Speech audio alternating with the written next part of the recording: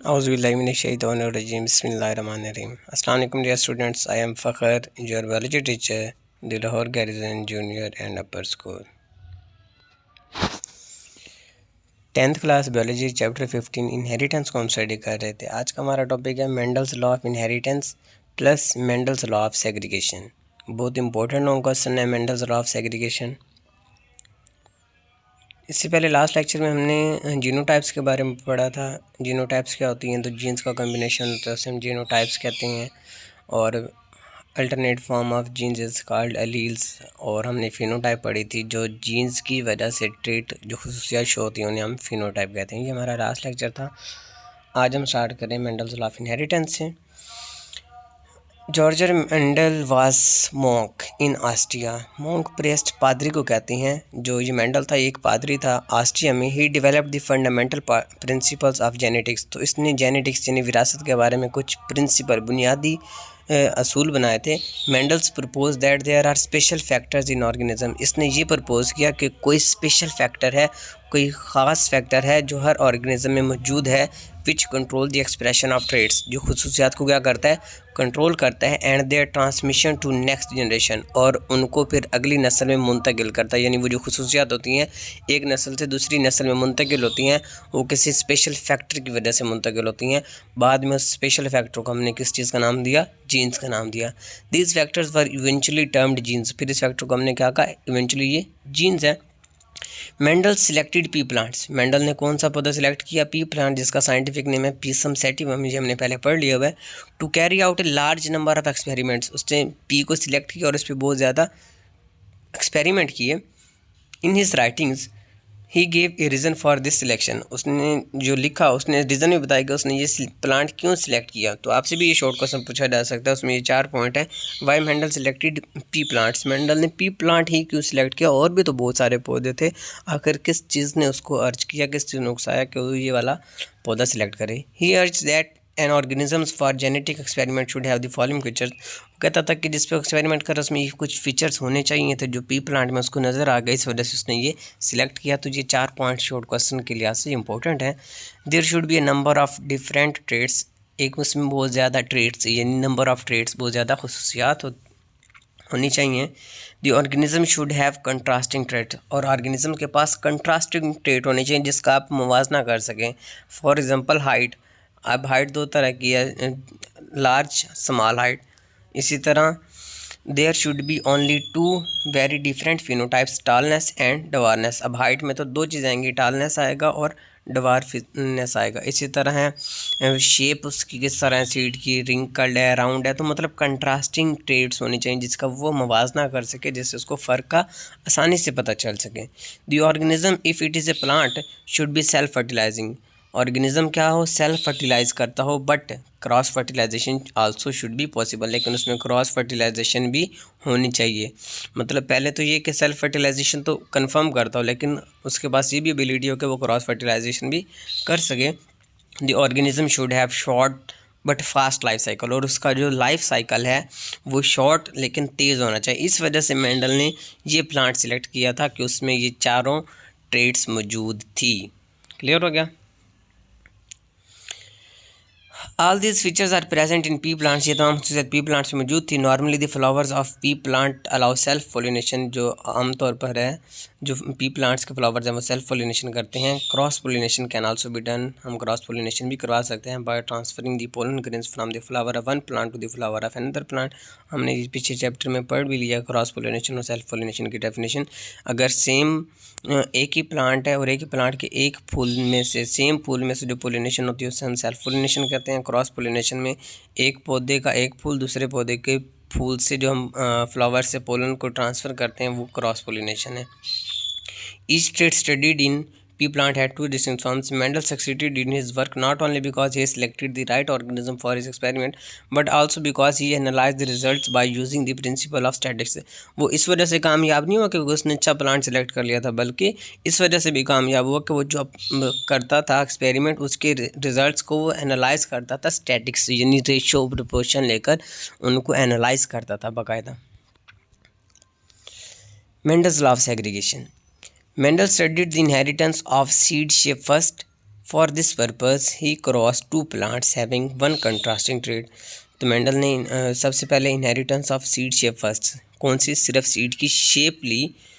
इस पर्पज़ के इसलिए क्या किया, ही क्रॉस टू प्लांट्स, दो मुख्तलिफ पौधे लिए, हैविंग वन कंट्रास्टिंग ट्रेड, जिनके पास एक ही कंट्रास्टिंग ट्रेड थी, वो कौन सी थी, सीड शेप। आपको डायग्राम में नज़र आ रहा होगा, एक true breeding round and yellow seeds हैं, दूसरे हैं आपके पास true breeding wrinkled and green seed. इसमें सिर्फ हम एक ही ट्रेड को देखें कि राउंड और रिंकल्ड को, येलो और ग्रीन को देखते हैं तो फिर ये डबल ट्रेड्स हो जाएंगी।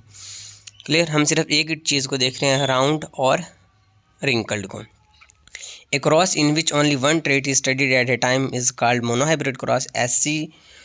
ऐसा क्रॉस जिसमें एक टाइम में एक ही ट्रेट को स्टडी किया जाए उसे हम कहते हैं ये मोनोहाइब्रिड क्रॉस है। Mendel crossed A true breeding round seeded plant with true breeding wrinkled. उसने ट्रू ब्रीडिंग राउंड लिया और ट्रू ब्रीडिंग रिंकल्ड लिया, उनको आपस में क्या कराया, क्रॉस कराया। All resulting seeds of the next generation of are round, तो जिसके नतीजे में जो बने थे वो सारे क्या थे, राउंड थे। Mendel declared the trait round seeds as dominant while wrinkled seed as recessive. ये हमने डोमिनेंट और रिसेसिव की डेफिनेशन भी पहले पढ़ ली हुई है। जो खुसूसियात अपनी ज़ाहिर करता है वो डोमिनेंट होता है और जिसकी खुसूसियात छुप जाती हैं या प्रिवेंट हो जाती हैं वो रिसेसिव होता है। अब देखें यहाँ पे रिंकल्ड की खुसूसियात नहीं ज़ाहिर हुई तो मतलब रिंकल्ड रिसेसिव होगा, और जिसकी खुसूसियात ज़ाहिर हो गई हैं यानी राउंड है तो वो डोमिनेंट हो गया। क्लियर यहाँ तक। The following year Mendel planted these seeds and allowed the new plant to self fertilize। फिर उसी साल मेंडल ने क्या किया, वो जो पौधे आए थे राउंड वाले उनको अलाउड किया of the new plants to self fertilize, कि वो आपस में क्या करें, सेल्फ फर्टिलाइजेशन करें।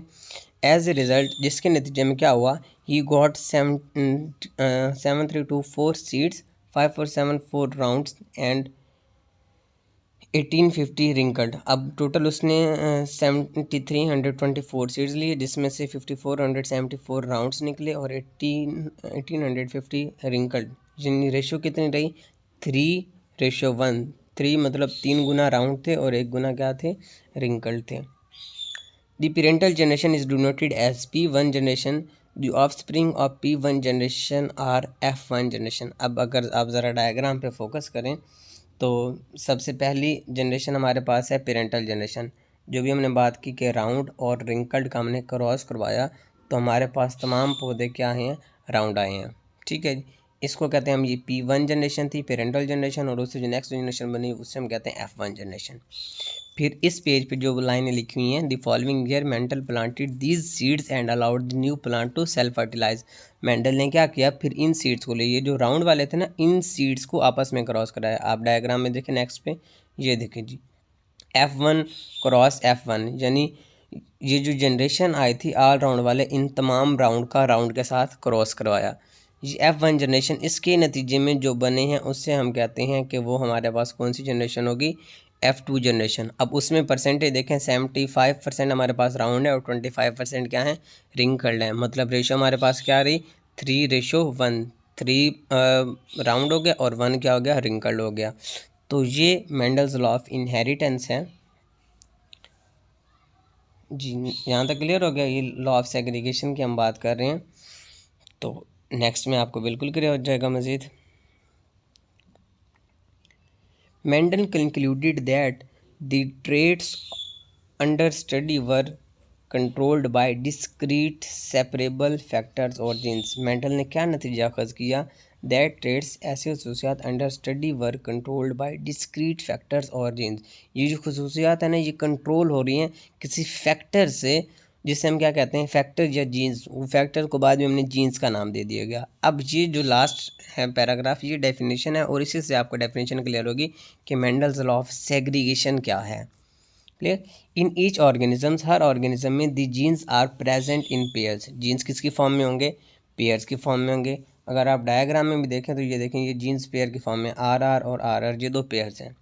ड्यूरिंग गैमेट फॉर्मेशन, ये हमारे पास क्या है, गैमेट। जब गैमेट फॉर्मेशन होती है, जीन्स ऑफ ईच पेयर से एग्रीगेट। तो अब देखें, ऊपर डबल R था और नीचे सिर्फ एक R आया, तो ये सेग्रीगेशन हो रही है। ऊपर रिसेसिव स्मॉल r थे तो एक R इधर से आया।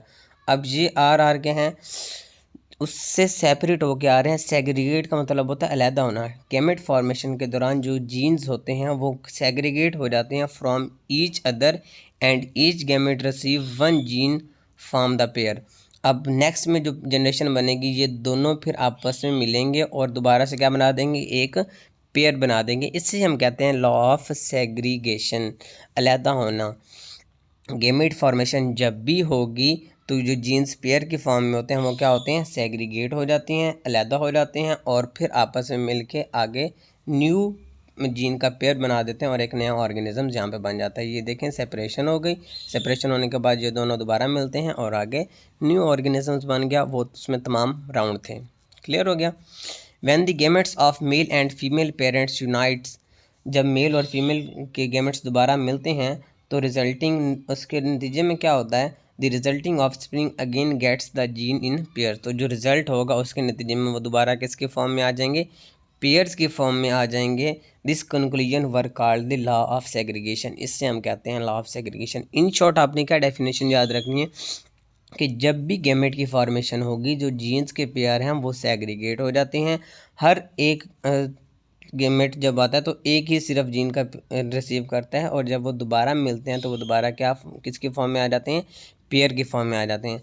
अगर आप डायग्राम में देखें तो नेक्स्ट में भी एक उसने अच्छी डायग्राम बनाई है, यानी ये हमारे पास P1 जनरेशन होगी, ये हमारे पास F1 जनरेशन। फिर जब हम F1 का F1 के साथ क्रॉस करवाते हैं तो ये जनरेशन हमारे पास क्या है, F2 generation, parental generation, first filial generation और सेकंड फीलियल जनरेशन, F2 को कहते हैं। अब इसमें देखें जब हम राउंड का राउंड के साथ क्रॉस करवा रहे हैं तो क्या होता है, देखिएगा ज़रा और करें।